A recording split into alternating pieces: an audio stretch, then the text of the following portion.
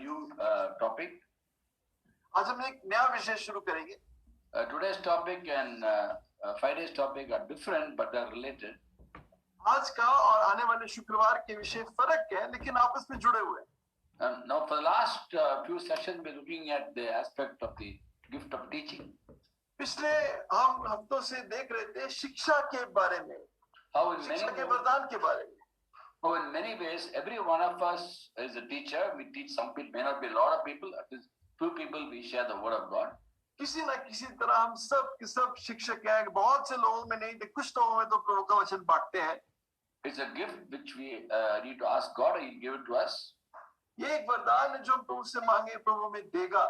When we spoke about different qualities of a teacher, हम एक शिक्षक के अलग-अलग गुणों के बारे में देखा. Now even as we live for the Lord, one of the points I mentioned was whatever we teach must come from our lives. और एक बात जो मैंने कही थी कि जब हम प्रभु के लिए जीते हैं, जो हम सिखाते हैं वो हमारे जीवन के अनुभव से आना चाहिए. We do and teach. हम करते और फिर सिखाते हैं. Normally people say preachers must practice what they preach, but actually must preach what we practice. ज्यादातर लोग कहते हैं कि जो शिक्षक प्रचार करते हैं उन्हें अपने जीवन में लागू करना चाहिए, लेकिन मैं कहता हूँ जो वो लागू करते हैं फिर उसका प्रचार करना चाहिए. We don't just walk the talk, we talk the walk. हम सिर्फ walk the talk नहीं करते, यानी हम जो हम चलते हैं, जो हम बोलते हैं वो नहीं चलते, बल्कि जो हम चलते हैं वो बोलते हैं. So the world normally says about leaders, they must walk the talk. ज्यादातर दुनिया कहती है कि एक जो सिखाने वाला है वो चाल चले जिसके बारे में वो बता रहा है. But that is the other way around. We talk the walk. First walk. Then हमारे लिए उल्टा है, हम पहले वो चाल चलते हैं फिर उसके बारे में बताते हैं. Now as we live for the Lord, our lives will change. जब हम प्रभु के लिए जीते हैं हमारा जीवन बदल जाएगा. He transforms us. वो हमें बदल देता है. We become better people. हम ज्यादा अच्छे लोग बन जाते हैं.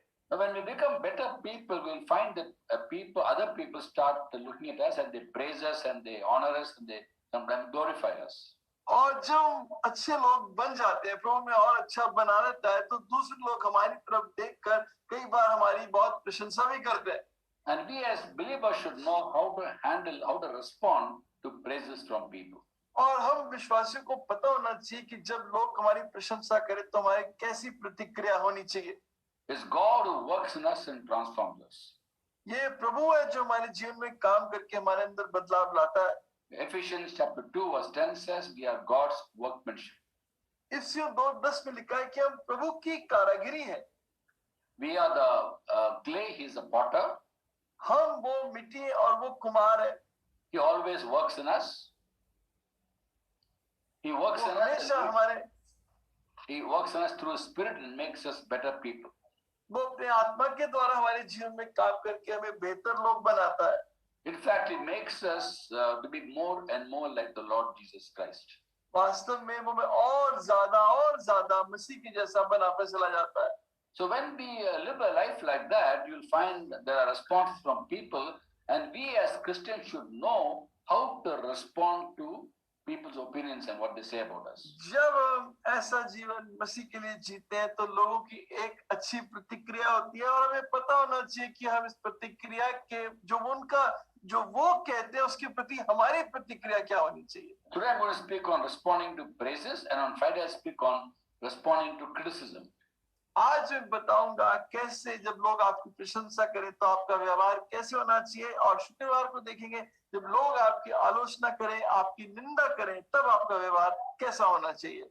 When you do not know how to handle the praises of people, we can become proud. अगर हम लोगों की प्रशंसा को संभालना नहीं जानते तो हम घमंडी हो जाएंगे. And sometimes people say, this fellow has become very proud. He's gone to his head. They say. और कई बार फिर लोग कहते हैं कि देखो ये आदमी ये इतना घमंडी हो गया, ये बात सुनकर इसके दिमाग पे चढ़ गई है. No, actually, it doesn't go to the head; it goes to the heart. लेकिन सच बात तो ये है कि वो दिमाग में नहीं चढ़ती, वो हमारे मन में उतर जाती है. See, humility or pride is a matter of the heart, not the matter of the head. मन की दीनता या मन का घमंड मन की बात है, दिमाग की बात नहीं है. The Lord Jesus Christ spoke about many things that are the hearts of men, which many people don't even know. प्रभु ने मन के बारे में बहुत सारी बातें की जो बहुत से लोग जानते भी नहीं.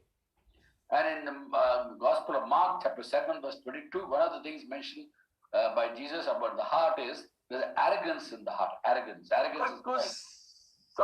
मरकुस 7:22 में जब प्रभु ने मन के बारे में बहुत कुछ बताया तो एक बात बताया, मन में जो अहंकार होता है.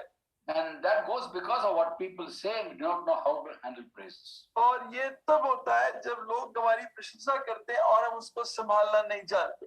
So how do we handle praises? तो हम प्रशंसा को कैसे संभालें, कैसे उसके बारे में बर्ताव करें? When someone praises us, we must go to the motivation for that praises. जब कोई हमारी प्रशंसा करे तो आप ये ध्यान से देखो ये प्रशंसा आपकी क्यों कर रहा है. Now in the Gospel of John, chapter 5, verse 41, the Lord says, यूहन्ना 5:41 में प्रभु ने कहा about the Jews, यहूदियों के बारे में कहा, I do not accept praise from people, for I know you don't have the love of God in your hearts.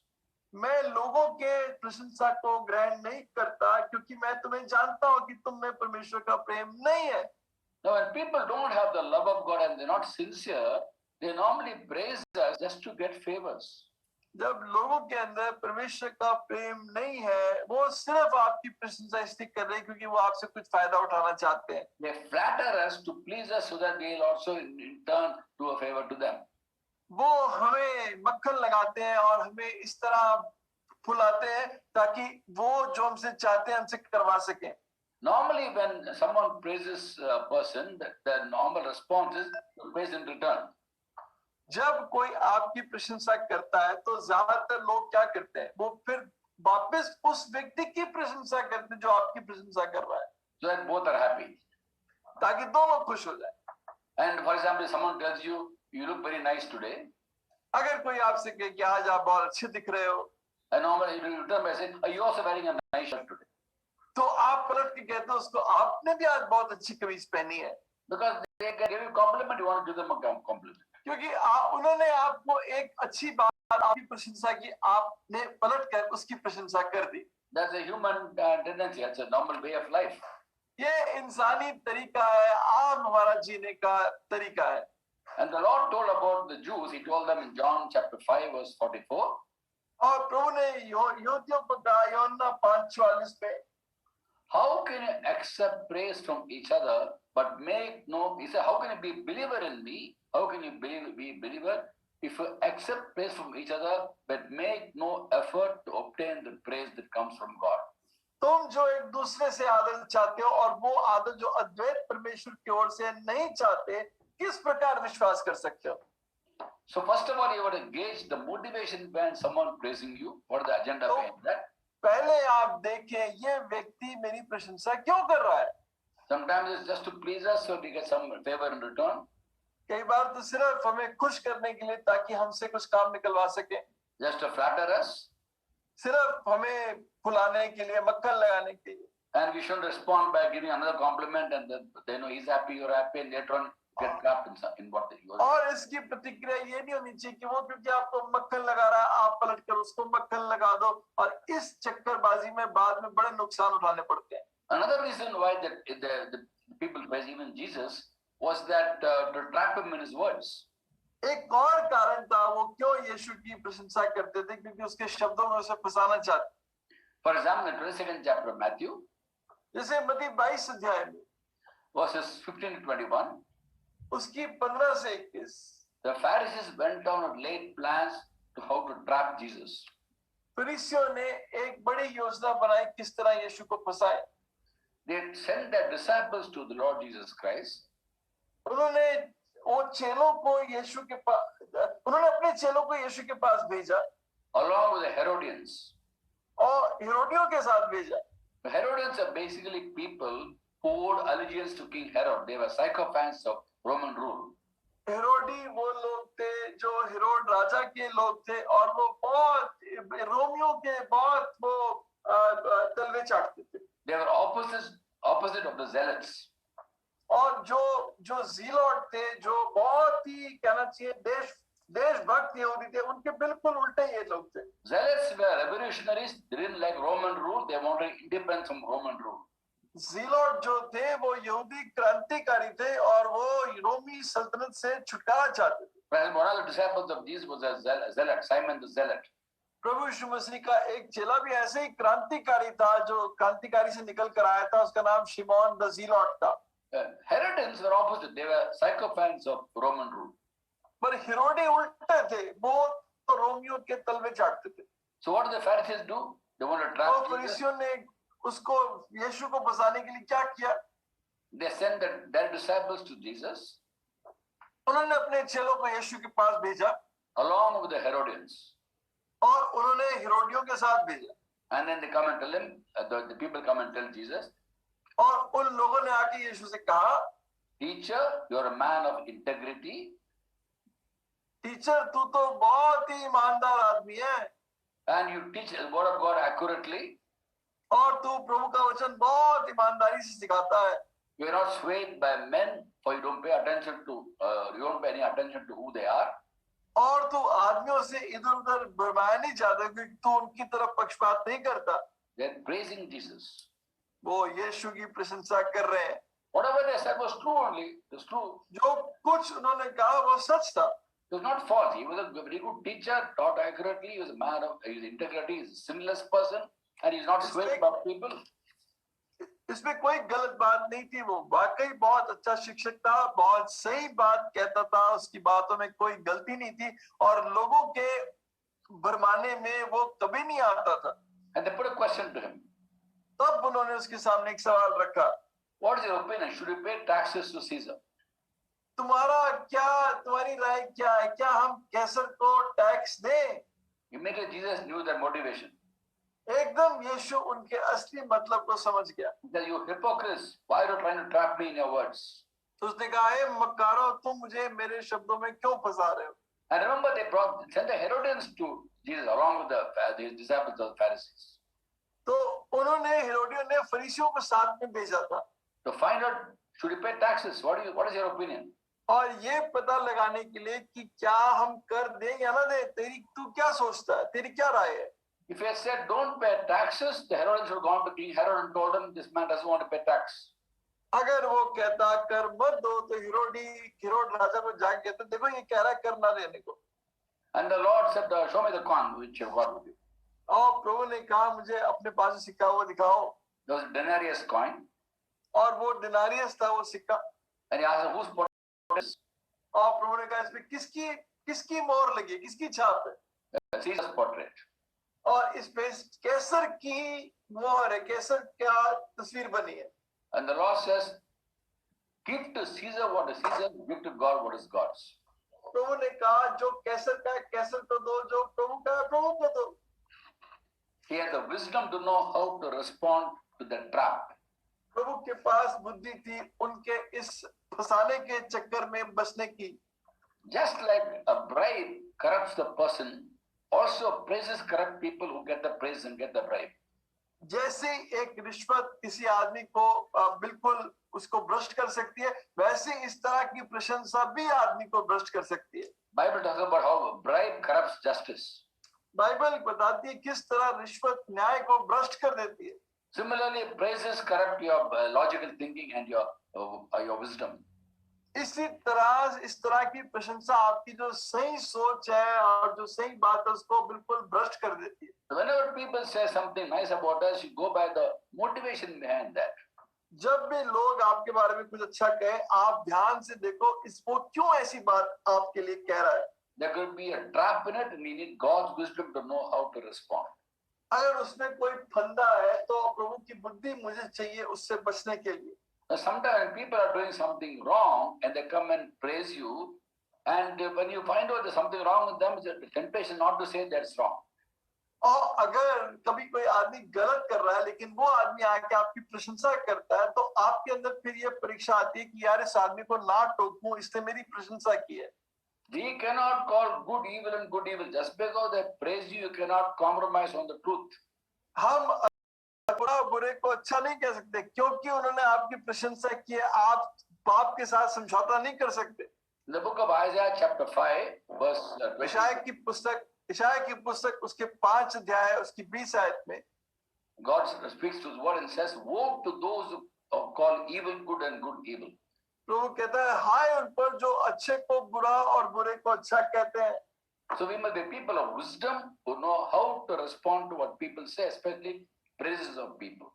इसलिए हम बुद्धिमान लोगों हमारी सही प्रतिक्रिया उन लोगों के प्रति जो हमारी प्रशंसा करते हैं. So this is respect to people who try to trap you in your words and who try to flatter you for some other hidden agenda, ulterior motive.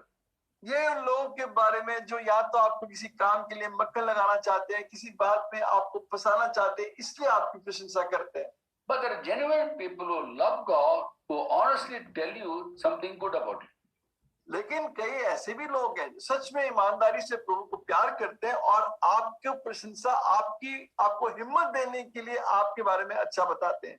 You must recognize then that they're basically recognizing God's workmanship in you.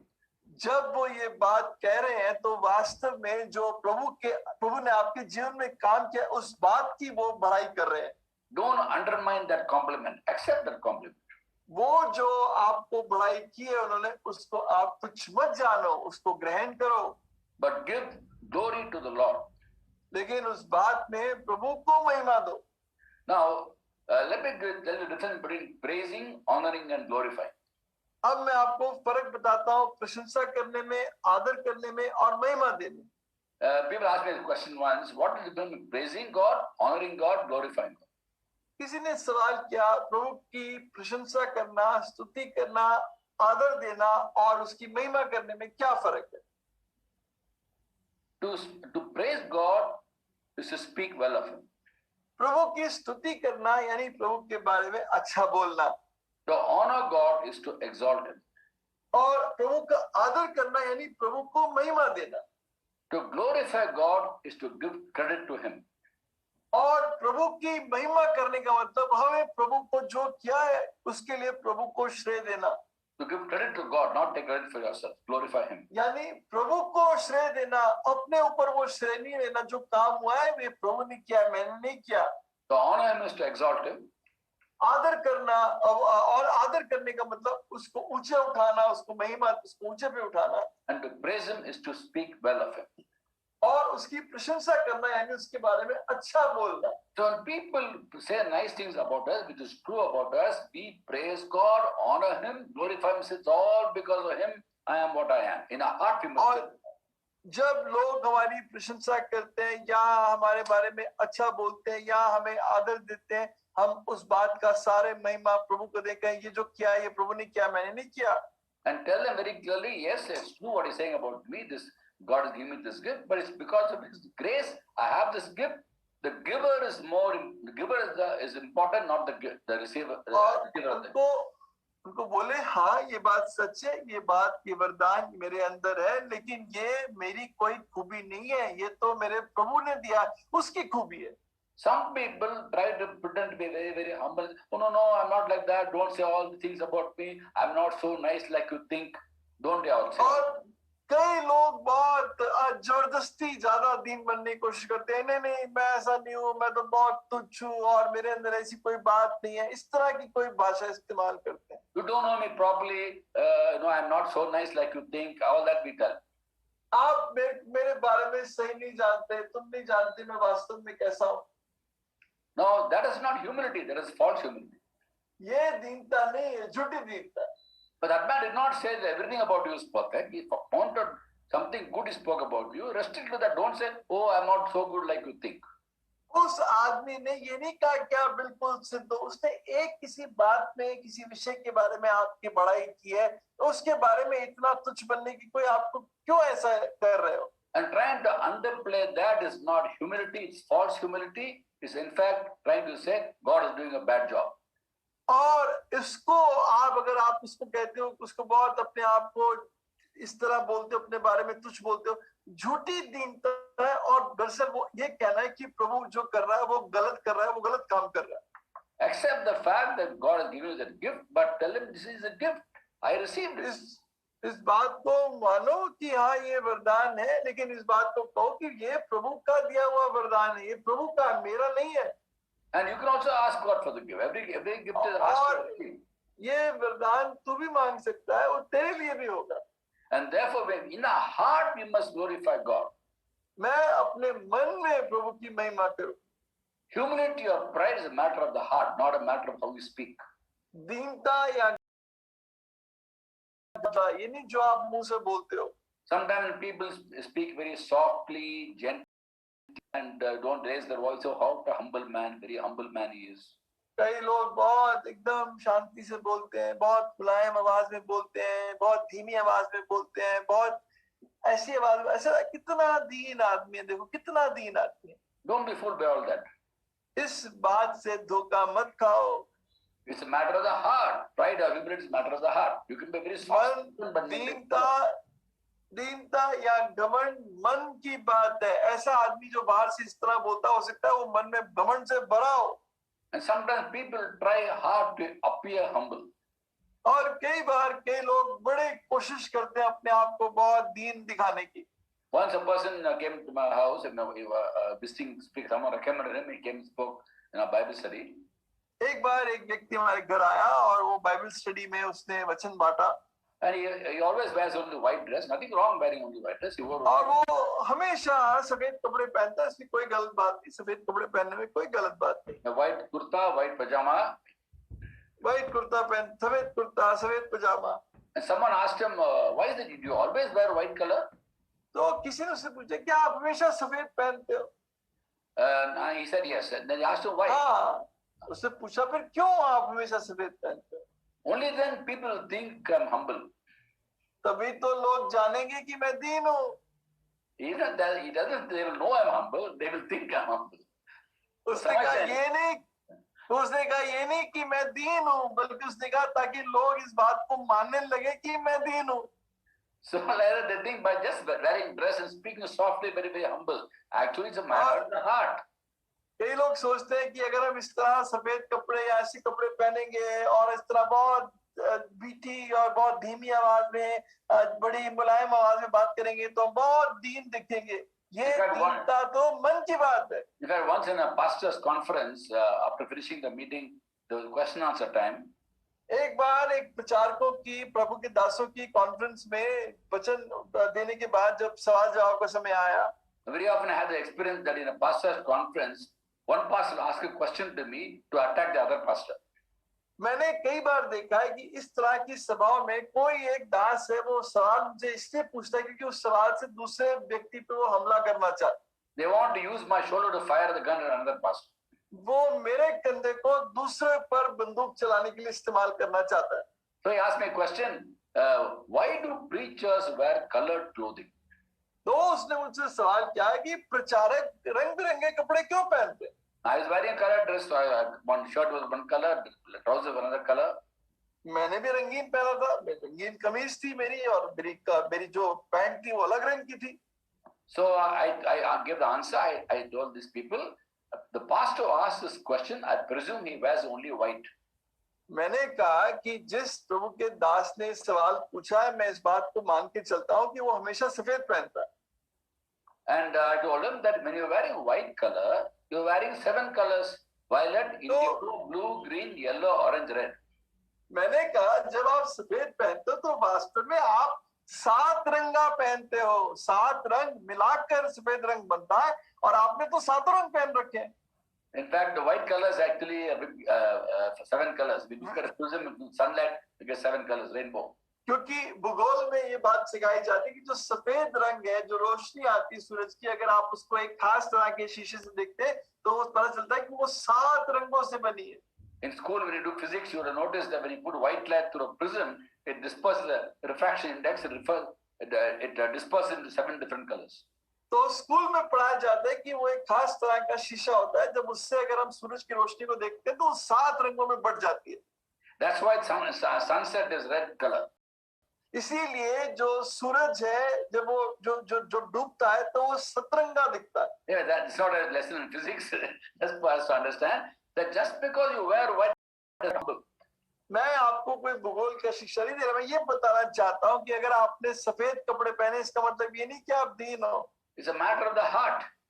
ये तो मन की बात है। when people praise you, at that time I may appear very humble, but what happens is many people, night time when they lie in the bed, they look at the ceiling and smile at the ceiling and think about all the compliments they got that day. और जब इस तरह के जो लोग होते हैं जो प्रशंसा से बहुत खुश होते हैं, उनके अंदर बड़ा घमंड होता है, तो जब रात को वो लेटते हैं और अपनी छत को देखते हैं तो बड़ी खुशी होती है उनके मन में, कितनी मेरी लोग प्रशंसा करते हैं। At the time they got compliment, they underplay. No, I'm not like that. Don't tell me all those things. I'm not a good person. I'm a bad person. All that they say. जब किसी ने उनकी बड़ाई की तो उस समय बड़ा उन्होंने दिखाया, नहीं नहीं नहीं, मैं ऐसा आदमी नहीं हूँ, मैं बड़ा तुच्छ आदमी हूँ, मैं बहुत ही छोटा ऐसा आदमी नहीं हूँ। उस समय बहुत उन्होंने इस तरह की बात कही। At night time you lie in the bed, look at the ceiling and appreciate the ceiling, smile at the ceiling, and remember all the compliments you got. What's happening? Pride is entering the heart and occupying the heart. लेकिन रात को जब late कर छत की ओर देख तो सारी प्रशंसा के शब्दों को याद करते हैं और बड़ा खुश होते हैं, उस समय वो घमंड मन के अंदर समाता जा रहा है। What you have to do is we should give thanks to the Lord for His workmanship and life. Say, Lord, thank you, Lord. You're only making me who I am. वो तो असली में ये कहना चाहिए था, प्रभु मैं धन्यवाद देता हूँ, मैं आज जो हूँ तेरी दया से हूँ, तू मुझे ऐसा बना रहा है। I am your workmanship, Lord. All glory goes to you, Lord. प्रभु मैं तेरी कारीगरी हूँ, सारी महिमा तेरी है। I praise you, honor you, I glorify you. मैं तेरी स्तुति करता हूँ, मैं तेरी आदर देता हूँ, मैं तुझे महिमा देता हूँ। Also, we have to understand why they complimented us. अब ये जानो कि लोग आपकी प्रशंसा क्यों करते हैं। I very often share this story about to be humble. Remember the donkey. मैं कई बार कहानी बताता हूँ, दीन होने के लिए गधे को याद रखो। 21st chapter of Matthew, when Lord goes to Jerusalem sitting on a donkey. मत्ती 21 अध्याय में जब प्रभु यरूशलेम गया तो एक गधे पर बैठकर गया। And then the disciples put their cloaks upon the donkey and Jesus sat on the cloaks. और चेलों ने अपने कपड़ों को उस गधे पे डाला और प्रभु उस कपड़ों के ऊपर फिर गधे पे बैठा। And the common people put their cloaks on the ground. और जो साधारण लोग थे उन्होंने अपने कपड़े सड़क पे बिछा दिए। What a privileged donkey on top of the cloaks, below donkey cloaks. कितना बादर मिला इस गधे को, उसके ऊपर कपड़े डले हैं, उसके नीचे जमीन सड़क पे कपड़े डले। And that area is full of stones. I've been there many times. That lot of stones are from Mount Olives towards the east gate of Jerusalem. और वो जगह पे मैं कई बार गया हूँ, वो और जैतून की पहाड़ी से यरूशलेम के जो फाटक तक, पूरब के फाटक तक, वहां पर बहुत से पत्थर है। It's about 1.1 kilometer distance. Sabbath journey. Sabbath journey means 1.1 kilometer. करीब 1.1 किलोमीटर की दूरी, वो उसको सबत की दूरी बोलते हैं, यानी इतना दूर आप जा सकते हो, उतना दूर है वो। And the height is about 500 feet above the level of the east gate. और वो जो चढ़ाई, जो उसकी ऊंचाई है, वो उस पूरब के फाटक से करीब 500 फीट ऊंचाई है। This donkey is very used to going up and down because it's used for transport. अब ये गधा ऐसे ऊपर नीचे जाने में बहुत वाकिफ है, क्योंकि वो इससे आगे वो उसको इस तरह इस्तेमाल किया जाता था। Donkey is used to walking on stones. वो पत्थरों पे चलने का आदी था। But today was a very special day. लेकिन आज बड़ा विशेष दिन था। Walking on cloaks. आज वो कपड़ों में चल रहा था। Top of the donkey cloaks, below donkey cloaks, on top of the cloaks, on top of the donkey is Jesus sitting. और गधे के ऊपर कपड़े, गधे के पैर के नीचे कपड़े, और गधे पर यीशु बैठा हुआ। गधे नहीं, गद्दी थी। गधी, हाँ गधी, गधी पे बैठा था। It was a female donkey. वो सच वो गधी थी, वो गधा भी नहीं था, वो गधी थी। And on top of Jesus sitting and going, and what a privileged donkey, because they were honoring Jesus actually. और वो गधी कितनी आदरणीय थी, वो वास्तव में यीशु को आदर दे रहे थे। But who walked the donkey? On the cloaks, donkey walked, not Jesus. लेकिन उस कपड़ों पे कौन चला? यीशु नहीं, वो गधी चली। They went to Jerusalem. वो यरूशलेम गए। The Lord got off the donkey. प्रभु गधी से उतरा। As they promised the owner of the donkey will send the donkey back. और जैसे उन्होंने वो गधी के मालिक को कहा था, हम गधी को वापस भेज देंगे। And the disciple told the owner, the Lord wants the donkey, will send the donkey back. और चेलों को बताया, भाई मालिक को गधी वापस चाहिए तो गधी को वापस भेजते हैं। And the donkey went back home. और गधी वापस चली गई। When the donkey went back home, nobody, I'm sure, put cloaks on the ground or on the donkey. लेकिन मैं निश्चित जानता हूँ जब वो गधी लौट कर गई, किसी ने रास्ते में कपड़े नहीं डाले। It's like, on November time when so many weddings take place in Delhi, we have also the Godi has a bridegroom on top of the हाँ, नवंबर के महीने में दिल्ली में कितनी शादी होती तो वो घोड़ी होती है, घोड़ी पे वो दूल्हा बैठता है। And the barat is going, everybody dancing around the horse, and then he must be very happy because bridegroom is sitting on the horse. और बारात जा रही है, उस घोड़ी पे भी कपड़ा डाला होता है, उस कपड़े पे दूल्हा बैठा होता है, चारों तरफ लोग नाच गा रहे होते हैं। 12 midnight, the horse goes back home with the landlord, nobody is bothered about the horse. और 12 बजे रात को शादी खत्म, घोड़ा वापस जाता है और उस समय कोई उसे नहीं पूछता। Similarly, when people praise us, it's because they see God's workmanship in us. Let's not take credit for it. इसीलिए जब लोग आपकी प्रशंसा या बड़ाई करते हैं क्योंकि वो प्रभु के काम को आपके जीवन में देखते हैं, तो उसका श्रेय आप मत लो। And Apostle Paul is very, very clear about how in the letter of Paul to Galatians, he writes in Galatians chapter 1 from verse 15. और पौलुस प्रेरित इसके बारे में बहुत उसको सही मालूम था। गलतियों 1 अध्याय 15 आयत से वो लिखता है, When God who set me apart from birth and called me by his grace was pleased to reveal his son in me, that I preach among Gentiles, I didn't consult any man. परंतु परमेश्वर की जिसने मेरी माता की गर्भ से मुझे ठहराया और अपने अनुग्रह से बुला लिया, जब इच्छा हुई कि मुझ में अपने पुत्र को प्रकट करे कि मैं अन्य जाति में उसका समाचार सुनाऊं, तो मैंने मांस और लहू से सलाह नहीं ली। What he's saying is God is pleased to reveal his son in me. So when people praise us, they're recognizing Christ in you, not you, but Christ. जब प्रभु को प्रसन्न हुआ, जब प्रभु का समय था कि मुझ में अपने पुत्र को प्रकट करे, तो इसका मतलब जब लोग आपको प्रशंसा कर रहे हैं, वो प्रभु के पुत्र को आपके अंदर देख रहे हैं। The Apostle Paul knew that fully well. और पौलुस प्रेरित इस बात को बिल्कुल सही जानता था। Galatians 2:20 writes, I have been crucified with Christ. I no longer live, but Christ lives in me. And the life I now live in the body, I live by faith in the Son of God who loved me and gave himself for me. गलतियों 2:20 में पौलुस कहता है, मैं अब जीवित ना रहा पर मसीह मुझ में जीवित है, और वो अब जो मैं जीवन जी रहा हूँ वो उसके कारण जी रहा हूँ जो मुझ में वास करता है। That's the key to accepting praises. It's about them praising Christ in you, not you or me. ये वो प्रशंसा आपकी नहीं कर रहे, वो आपके अंदर जो मसीह है उसकी प्रशंसा कर रहे हैं, उसकी बड़ाई कर रहे हैं। When that is understood, we'll be on safe ground and we realize whatever we are today is the grace of God. और जब इस बात को समझ जाते हैं तो हम ये बात जान जाते हैं, मैं आज जो हूँ वो प्रभु की दया से हूँ। We need wisdom to accept praises from people, to know when to reject praises, when to accept praises, and when they accept praises, to give glory to God. हमें बुद्धि चाहिए कि हम कैसे प्रशंसा को जाने, कब हम प्रशंसा को जाने कि ये फंसाने का तरीका है और उसको इनकार करें, और कब ये सच में प्रभु की बड़ाई है उसको ग्रहण करें और फिर उसके प्रभु की महिमा करें। May God bless us and take his word to heart. On Friday I'll talk about how to respond to criticism and insults and criticism from people. प्रभु आशीष दे कि जब हम प्रभु के वचन को गंभीरता से लेते हैं, और शुक्रवार को हम इस बात को देखें कि निंदा आलोचना को हम कैसे ग्रहण करें। God bless you. प्रभु आपको आशीष दे।